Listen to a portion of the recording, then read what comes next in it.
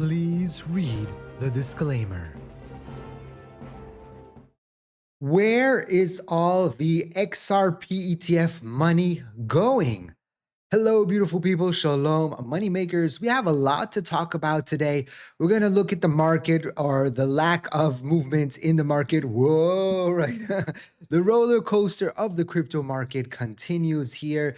Towards the end of 2025, there's only 2 days left for the quote unquote Santa rally, which seems that is not happening, not in the stock market, not in the crypto market. It's kind of funny because in the stock market, it's very close to the all time high. So people are acting kind of greedy. Crypto markets, we're still off of where many people thought that the crypto market should be. But very interesting clip actually from Rao Paul at the end of the video. So you're going to want to watch all the way to the end. We'll talk about what's happening with the ETF relevant to Bitcoin. We'll talk about a very interesting prediction by Standard Charter and what they have predicted in the past. And, about if you will be happy with their prediction. You'll understand soon. Make sure to smash that like button, subscribe to the channel, and let's get into it. So currently XRP is sitting at $1.86. XRP up 0.5% on the day. XRP continues its sideways movement into the end of the year. Not that interesting of price action. You can even see, I'm looking here on TradingView, the Binance graph. So as you can see, there's the volume that's happening on Binance. Binance, the biggest exchange in the world today. And you can see that the volume is just going down and down and down. So it means, and even if we go and we look at Bitcoin, this is also the Binance graph. You can see that there's many days here that, there's basically no volume, right? Very, very low volume here for Bitcoin. And so when you have a situation like that, there's not a lot of interest. There's not a lot of eyeballs. There's a lot of things that are, more enticing, more interesting. Silver, for example, that pulled back yesterday, today up about 4%. So there's a lot of, other things that are more interesting, that are more sexy right now. And so the crypto market is hurting. Again, Rao explains a little bit towards, when we get to that, why he thinks that the crypto market is hurting right now, in his opinion. And so it's very interesting. So you're going to want to watch out for that. Price action, again, you can see that the price of XRP continues to be, some would say, manipulated, some would say hugged here. But you can see that in the past, when we've had momentum, the price of XRP has popped over the 13. So it could be the 13 or the 10 or the 15, depending on what you look at, the EMA. Right now, you can see this green line here, the price of XRP for the most part, since basically the beginning of December, all the candles have finished under, right, that 13 EMA. Very, very interesting, right? So you had only one day where XRP went up to 220. And since then, every single candle, right, it pops up, came back, even popped up yesterday, came back down. So again, if we are able to see XRP close over the 13 EMA, that potentially could be an indication that we might be recovering a little bit and we might go on a nice run to the upside, but we have to watch out. Again, it doesn't mean that that's going to happen, because it did happen here and it happened here, and then we saw a sell-off. The even more strong indication would be if the 50 or the 1348, right? This is a 48, not a 50, but if the 50 EMA gets broken, that would be a huge bullish signal. And so we'll have to watch out with that. Probably will happen again if we have the crossover, and then that would give us an indication similar to what we saw here, right? Where we had that big run up and it did close over and it had that momentum and had that buy signal, and then we saw the momentum come up. Again, similar with Bitcoin, same thing. It's happening also with Bitcoin, that basically since the beginning of December, similar action, but we did have some days where it popped over. But since then, since about 12th of December, all the days, again, under the EMA. So very, very interesting price action. We talked about how it could be being manipulated by the powers that be, that someone is trying to pin the price in a certain area. Maybe there's a big option that needs to close out to the end of the year. They don't want it flowing into the money. That could be. What do I mean by that? Well, there is option contracts on IBIT, right, on the Bitcoin ETF, the BlackRock one. And so it could be that someone maybe open a big option position and that the seller of that option position does not want it to close in the money because then they have to be exercised. They will have to bring those shares, buy those shares. And so it could be that someone is trying to manipulate that and to have those option contracts finish out of the money and expire worthless. And so we've seen this kind of manipulation in the past in the stock market, less in the crypto market because there's not really a date, right, on things in crypto if you're using leverage and things like that.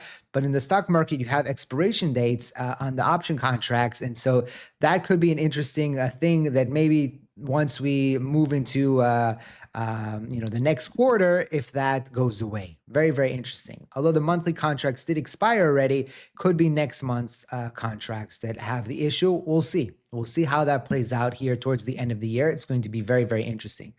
Now, if we go to the ETFs, right? By the way, if you haven't yet checking out our Telegram group, it's free and open to everybody. So if you're interested, link is in the description down below. Also, follow me on X if you're interested in more, up to the minute updates. You can check that out there. Okay. XRP attracts capital while Bitcoin ETFs lose 443 million. Bitcoin ETFs saw 443 million in outflows last week, while Ethereum lost 59. XRP stood out with 60 million in inflows, including 28.6 million into Franklin Templeton XRP. Now, people are in the comment section saying, well, why isn't the price of XRP going up, right? Well, if you've been watching the channel for a while, and I think that most of you have, according to my statistics, right? We're not seeing many new viewers, right? Most of you are OGs. We've talked about this in the past, how what happens is the ETFs, right? They don't get money on exchanges. What do I mean by that? Well, we had here Bitwise CIO on this Good Evening Crypto, and he talked about why this doesn't push the price up. And this is a frequently asked question about various cryptos and their corresponding ETFs. Matt Hogan explains how his company purchases his cryptocurrencies. The purchases are done via OTC trade. This is to prevent huge swings in the price and to essentially get them a better deal on such a large purchase. So basically, he says here in the clip that he calls Jane Street, he calls other market makers, and he's like, hey, we want to buy 100 million XRP. Give us the best price you can give us, right? And then they'll give him a price, and then they'll go to the other one and they'll say, hey, they gave us this price, you give us a price. And by the way, you should be doing this too. Like if you have a provider, cable or whatever, or insurance, right? You should use this tactic. And if they call up, you say, oh, even if you don't have even if you don't have a offer, you say, well, they gave me an offer $100 less, right? And they'll say, okay, we'll check what we can do. You can call the other company, but this is a tactic you can use. It's best not to lie. Call the other company, say, check out what they're giving, and then you can go back to the first company and tell them, hey, for real, this is the offer that they gave me. What is your offer, right? And you can reduce your bills like that significantly. It's always important to haggle a little bit, right? Because they want to keep you as a customer. And if they don't, then it's okay. You can move to the other service. A lot of people are afraid to move service providers because they're used to the provider, the bank, the whatever. But many times, if you haggle a little bit, they want to retain you as a customer, and you can reduce your expenses significantly. So that was just a little Avi tip. We know that it's getting very, very expensive out there. Inflation, groceries, all that. So it's important to learn how to do these kinds of things. Where I live, it's been expensive for a long time. So you have to adapt and find ways to not to penny pinch, but there is ways that you can, with a 5-minute phone call, you can save, a few $1,000s a year. It could be significant. And then that's your trip to wherever you want to go for vacation, right? So it could be that's the difference. Very interesting, but listen, because the way that they do that, it hasn't really affected the prices. And we, by the way, we saw that also with Bitcoin. Like it took time, even when the ETFs came out, for it to go on the run. And Ethereum, of course, it even sold off of the ETF. And we're not seeing any other of the ETFs like the Solana one or the HBAR one or the Litecoin one affect the price either.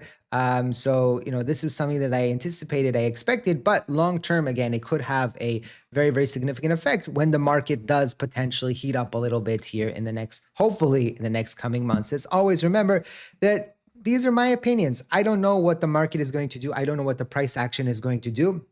Of course, this video is for entertainment purposes, for educational purposes only, not financial advice. You should always do your own due diligence before you decide to invest. Very, very importante. Very, very important.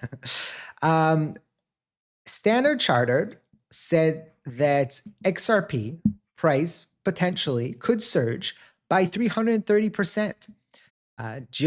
Godfrey Kendrick at Standard Chartered Bank estimates XRP will reach about $8 in 2026. The bullish forecast is based on increased regulatory clarity and the recent approval of the spot XRP ETF, boosting adoption.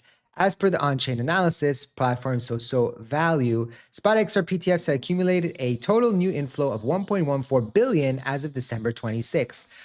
So when we go and we look at that, again, 8, we talk about price action. Would you be happy at XRP at $8 by the end of 2026? It's kind of, it goes with our 8 for infinity and beyond, right? Drop that in the comment section if you want XRP to go. And it would be interesting, right? It's a very nice return here. That would mean that we'd probably have a run up or two in 2026.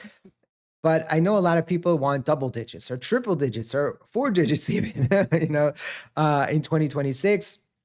I think 8 is actually a pretty good prediction here. When we talked in the past about the AI and AI predicting predictions for XRP, we kind of talked about the 8 to 15 range as something that I thought that could be viable for 2026 if we were looking at what happened in the past. This year didn't play out the way we thought and we hoped. And the theory on the street right now is that 2026 will be some sort of correction. Again, we don't know if that's going to happen, but that's the thinking right now, and that's what I'm going to get ready for. But I'm also ready for the scenario that XRP consolidates for a year, right? That could happen as well. And people are looking at the fact that Standard Chartered also predicted that Bitcoin would go over 100,000 due to the ETFs, and that happened. Right. So could he be right? Yes, maybe. We'll see if that plays out. We'll learn in 2026.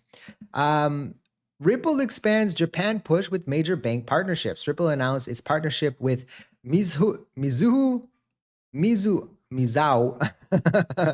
It's kind of hard sometimes. Let's see. How do you pronounce this? If you ever want, no, it doesn't say. Bank SMBC Nikko and Securitize Japan to accelerate adoption of the XRP ledger, deepening its footprint in the country's financial sector. We know that XRP is big in Japan. We know that SBI partners with Ripple, and now we have another bank and SMBC partnering with Ripple as well. Ripple will continue to broaden its portfolio, broaden the usage, broaden the exposure of XRP around the world. And again, that's another interesting partnership that is going to happen. Also from Japan, Metaplanet continues its buying of 375 million worth of Bitcoin. It's kind of, calmed down a little bit. There were kind of weeks in the year where every single day another company, institutions were buying crypto. And I haven't thought about this in a while when we're doing our analysis. That I mentioned back, maybe 6 months ago when all these companies were buying, I had a fear that they're buying right now, everything's looking honky-dory, but the first sign of trouble, will they all start reducing crypto from their balance sheets the same way that when it was coming up, they were adding to their balance sheet? And this is big amounts, right? We haven't had many headlines around this, but because it's not sexy, when someone is buying, it usually goes in the headline and it gets exposure on Twitter, but when they're selling, nobody is reporting on this unless it's like MicroStrategy suddenly sells Bitcoin. Yes, that is going to be a huge story and it will probably hurt the price of Bitcoin. But if someone's selling XRP, and that they bought, it's probably not going to make a headline. And so I wonder how much of that institutional crypto that was added to the balance sheets in 2025 came off the balance sheet after October 10th. And that also could be maybe something that is hurting the market. But again, most likely that didn't happen on chain. It happened on the OTC market if there was selling. So that's just an interesting off take on what is going on right now in the market. Now, if we're looking to 2026, this is an interesting opinion here from Raoul Paul that was talking to Ron from Crypto Banter at the Solana Breakpoint conference. Let's take a listen. This is from Crypto Banter channel. Okay, so let's take a listen. Wait, I have to turn on the sound. I turned it off yesterday because of the WhatsApp sounds. By the way, just a reminder that I will never contact you on social media asking you to sign up to anything or to send me anything.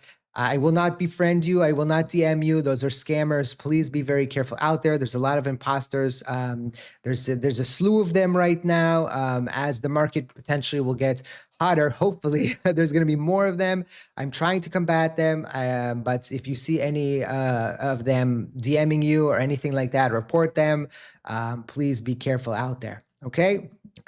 Let's take a listen to the clip. What's going on in this cycle? Well, there's something weird still going on with liquidity. Outside of, are there any dead bodies from October? We don't know. But liquidity, we've got to get through year-end funding. There's not enough liquidity still in the system, which is why the Fed actually did more than expected, because they know. I still think they're going to have to do another measure in the term repo just to get the banks through their year-end funding. So liquidity is still tight. And because we're the furthest out on the risk curve, we suffer when there's no liquidity. But next year, they've made changes, things like the ESLR, the supplementary leverage ratio, which is to allow the banks to take more risk and absorb more treasuries. That is liquidity. So the treasury can print the bonds, the banks buy them, they turn it into magic bank money. It's money creation, and that's liquidity. So it's all to come, but we're still in this weird patch, this December patch, where the Fed the treasury have got December 15th, a whole bunch of bills to sell. That's going to suck money out of the system. There's not enough money for year-end funding. So it's still a bit wobbly. What's going on in this cycle? Well, so this is very interesting, and comes with his theory that 2026 is when we're going to see the crescendo. He actually kind of predicted it a few months ago that it wouldn't come at the end of the year, it would actually slew into 2026. It shifted right. This is actually, if you remember, we talked about this and how because we had shifted left, that maybe there would be a shift right. Because there was a new all-time high for Bitcoin prior to halving, maybe it would take a little bit longer for the crypto market to be maturized, right? So this is interesting. Again, it could have shifted left as well, the highs or the run up or the banana zone. But we'll see. We'll see what happens in 2026. Again, I don't know how it's going to play out, but I will be ready for all the scenarios. I will be ready if it goes up, if it goes down, if it goes sideways. I'll find solutions. I'll find how to take advantage of what's happening. There can always be some asset that suddenly runs and we can take advantage of it. So it's very important to subscribe again, to have the notifications on. If there's something, I'm with my ear on the market every single day. I'm on Twitter, I'm on X, I'm watching videos, I'm getting information, I'm looking at what's happening, and I'll try to update you when things are going on. Again, I can't do everything, and that's why you have to, I know many of you work 9 to 5s, and it's very hard to do what I do because I don't work the 9 to 5. This is my job. It's doing the research. So it's important that you follow me, but also try to follow others. And I know you can't do everything, and don't feel angry at yourself that you can't do everything, okay? That you can't have all the information. If you miss out on something because you couldn't research, it's fine. There'll be another one, right? There's always opportunity. So don't be hard on yourself, and give a beautiful smile. I forgot that in the beginning. I know some of you were like, Avi, you didn't do your bit. So all I ask from you is that you give me a beautiful smile to send out those good vibes. Smishity smash that like button. Thank you for watching and hope to see you next time.